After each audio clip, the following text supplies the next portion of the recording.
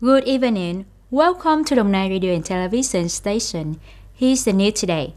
Textile and garment export turnover since the beginning of the year has reached 23 billion USD, up 17.7% over the same period by 2021. This year, the entire textile and garment industry aimed to achieve an export value of 43.5 billion USD. However, the risk of resurgences of the COVID-19 epidemic is causing important trading partners of Vietnam, such as China and Japan, to still apply strict measures against the epidemic. This significantly affects the supply chain of raw materials, accessories, and consumption of textile products in Vietnam. The record inflations in many countries also caused the price of raw material, fuel, and auxiliary material to increase continually, leading to an increase in the cost of enterprise by about 20 to 25%.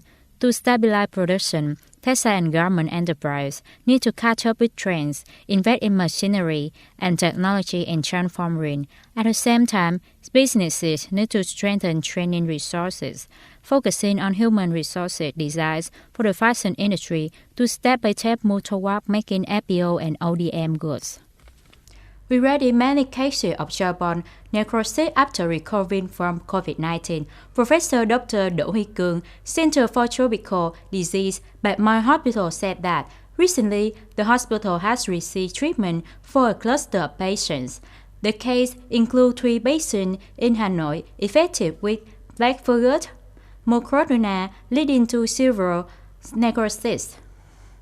In particular, of these, there are 2 cases of death who are both COVID-19 patients, in addition to above 2 cases. But my hospital also received a 72-year-old female patient hospitalized with acute maxillary stenosis, not yet recorded COVID-19, but with a history of diabetes. The patient underwent emergency surgery. Pathology showed that the lesions were caused by mucormycosis infection. The patient condition is improving, but it is not known how long the treatment will last. According to Professor Dr. Đỗ Huy Cương, after 3 cases, it can be seen that mucormycosis mainly causes facial lesions in people with diabetes, possibly after contracting COVID-19. Yesterday morning, the Young Union of Biên Hòa coordinated with the People Committee of Hồ Nai worked to organize a campaign to respond to the second National Green Sunday in 2022. This is an activity to join hands to solve the situations of environmental pollution, respond to climate change, and implement achieve to welcome Congress at all levels. Nearly 100 young union members from affiliated unions went out to clean up and scrap up billboards spotted incorrectly on roads in Hồ Nai World and collect waste along the route parallel to the North-South Railway path. The young union members continue to propagate and guide people to sort waste at source, plant and blueprint, contributing to the effective implementation of city plan with city, environmental protection and improvement plan. U.S. Treasury Secretary Janet Yellen said yesterday that the country's economic growth are slowing and acknowledged the risk of a recession, but at the same time emphasized that aggressions were not certain.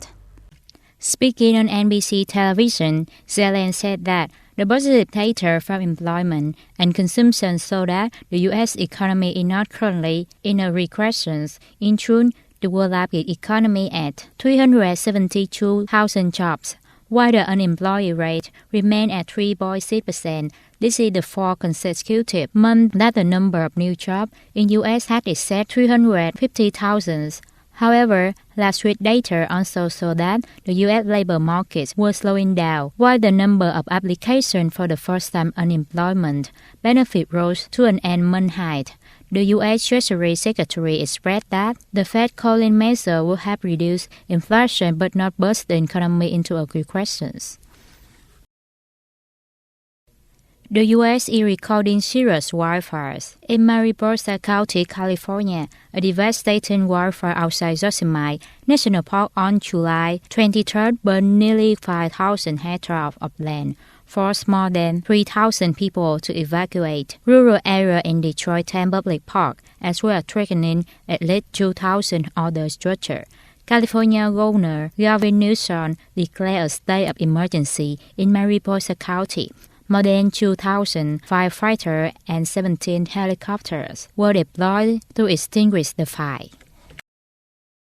That's all for today. Thank you for watching. See you next time.